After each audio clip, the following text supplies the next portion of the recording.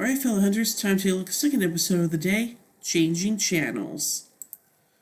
After an 80s style sitcom styled opening credit montage and opening scene, the timeline shifts to 2 days earlier in Wellington, Ohio in a motel room. Sam looks in to find Stina Gross an episode of Dr. Sexy MD. After a bit of shaming, the lead detective local law enforcement about the strange death of William Reynolds. The officer informs them that the death has been deemed a bear attack. Dean voices doubt, since the alleged bear chased William through the woods, smashed his front door, and chased him up the stairs, ripped his head off in his bedroom, all witnessed by his wife, who was alive and well.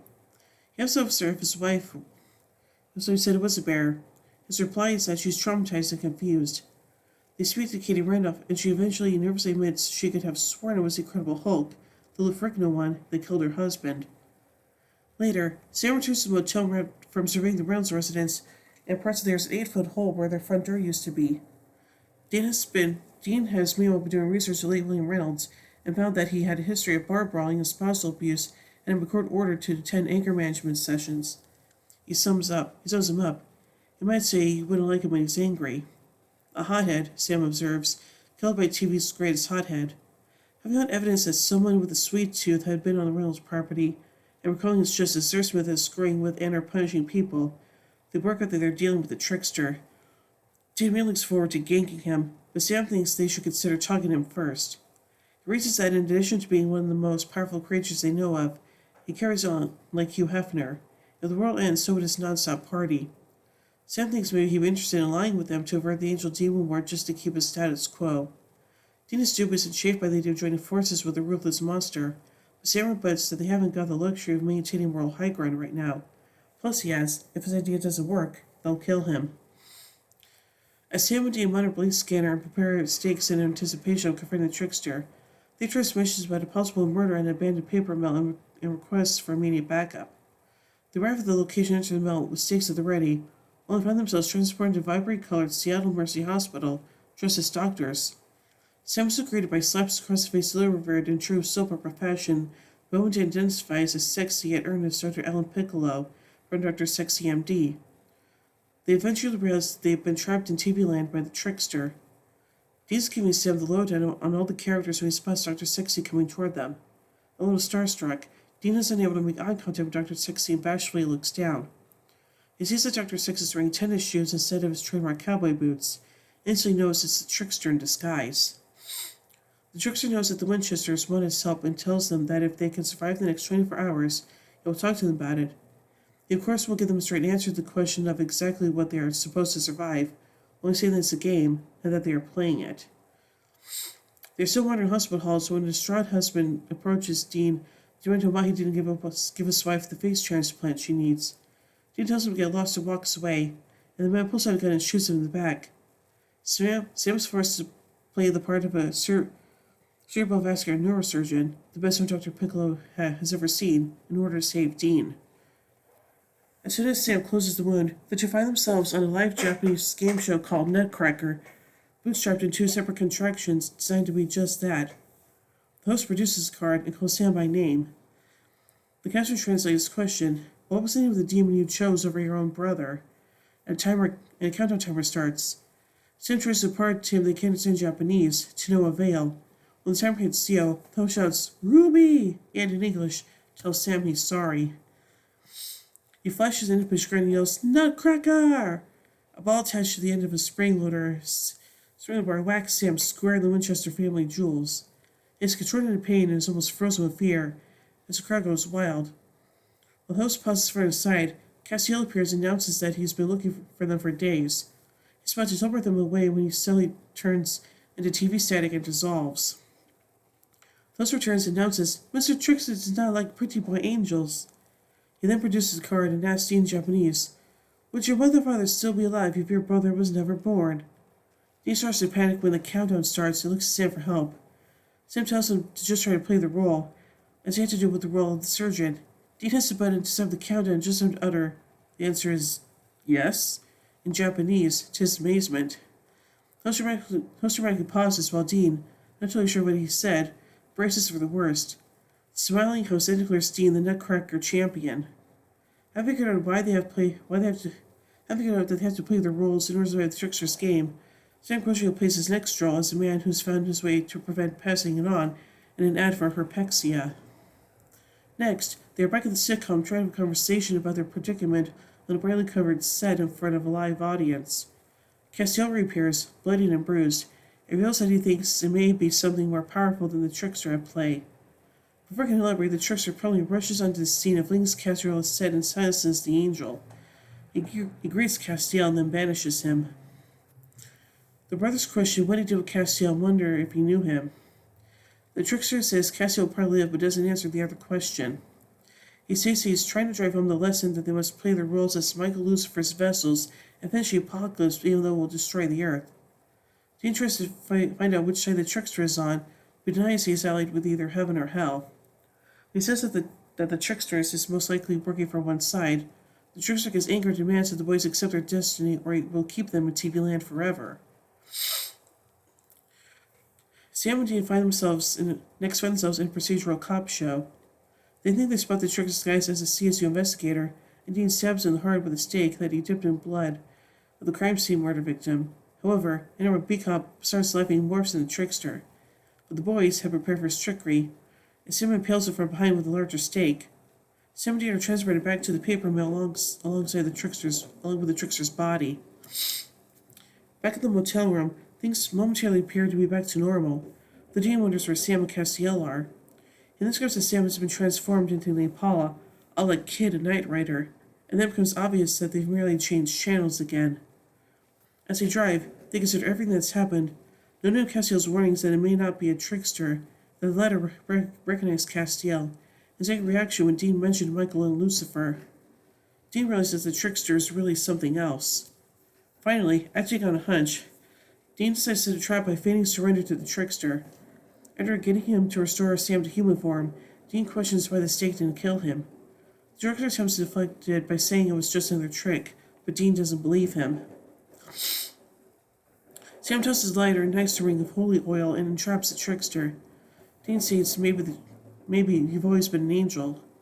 The trickster attempts to deny it, but Dean dares him to step out of the holy fire. The trickster hesitates and returns him to the real world. He questions him and figured out and asks where he slipped up. Sam says that no one ambushes Castiel he did, and Dean adds the way he talked about Armageddon and the angels from his own personal experience is the way one talks when speaking of family. Then demand to know who he really is. The trickster reveals himself to be the Archangel Gabriel. Not too surprised, the questions pass as Gabriel reveals he left heaven and took on his disguise as a trickster because he can bear his father, God, and his brothers Lucifer, Michael, and the other angels fighting. It says that the apocalypse is about two brothers fighting and the reason Sam and Dean are destined to be vessels. When they are confused, Gabriel reveals the reason they are the vessels is because they mirror the relationship between Michael and Lucifer. Dean is like Michael, the legal oldest son obeying the absent father, and Sam's like Lucifer, their rebellious youngest son. It says it was the reason he had been interested in them and that the apocalypse has always been predestined. They ask him for help in stopping it, but insist that nothing can stop the fight from happening. Dean argues that it won't happen, but Gabriel tells him he's sorry, but inevitable things are going to end bloody for all of them. Gabriel asks, are they just going to stare at each other for eternity, but Dean gets Gabriel to bring Castiel back by threatening the use of holy fire in his vessel. After returning roughed up, Castiel tensely greets his brother, revealing he figured Gabriel's identity as well. Gabriel then tells someone his pointless search for their father. As the trio turn to leave, Gabriel asks if they intend to leave him trapped. Dean turns around and says no, but they don't screw with people the way he does. Dean goes on and says the apocalypse isn't about an ultimate match between his brothers or a destiny that can be stopped. It's about him being too afraid to stand up to his family. Dean hisses the warehouse's fire alarm, setting up the sprinklers to extinguish the holy fire. As the trio leave, Sam asks his brother what he thinks about Gabriel's words, when Dean tells him not to put much thought on it, but is worried about the meaning. Yeah, I'd be worried about it too. So anyway, let's take a look at some continuity from this episode. The trickster was last seen in the Season 3 episode Mystery Spot. Dr. Sexy MD was also mentioned in the Monster Island's book by the book publisher who said that it was kind of a stuff that sold out. But the book publisher who said that it was this kind of stuff that sold now, not the Supernatural series. And now let's take a look at some errors here. Gabriel's able to look at the Winchesters in a town even though they were warded with the Nokian sigils. There was a continuity error while Sam and Dean were in the Nutcracker segment. When Sam came in the groin, Dean's left arm was seen going up to cover his mouth in shock. In the next cut, his right arm is seen instead. And now let's take a look at some trivia from this episode. Steve Basiak, I'm sorry for pronouncing that, plays Dr. Sexy in the medical drama. Hiro Kanagawa plays the host of the Japanese game show. Giovanni hates procedural cop shows because they're always the same. Sam was shown to be a skilled basketball player in the genital herpes advert, effortlessly able to make an impressive free throw shot in a layup. It is unknown if Gabriel granted Sam this ability or if Sam was already a skilled basketball player. The latter is more likely, given his demonstrated skill at darts in Free to Be You and Me, and a soccer trophy in John Winchester's storage unit seen in Bad Day at Black Rock. Sam went through a lot of torture throughout the episode. He got hit in the nuts, he got slapped in the face multiple times, he was given genital herpes, and he turned into the Apollo form of Kid from Knight Rider. Fans of the show believe it was Jared Padalecki getting karma for bullying Charlie Baker and Lorraine Baker in Cheaper by the Dozen. This episode of Monster Movie are the only two to feature Sam and Dean's names in the opening credits. And now let's take a look at some cultural references. The Japanese game show segment is similar to a Saturday Night Live skit in which Chris Farley plays a stereotypically dressed American tourist who accidentally ends up on a game show while visiting Japan with his wife. Like Dean, Farley frantically claimed they didn't speak Japanese. He had miraculously answered a question correctly when facing harsh physical consequences if he answered wrong. The Winchester brothers' sunglasses fiddling antics and successive one-liners in the crime investigative drama segment parodies CSI Miami's Horatio Kane character to hilarious effect. The last TV show parody was Knight Rider.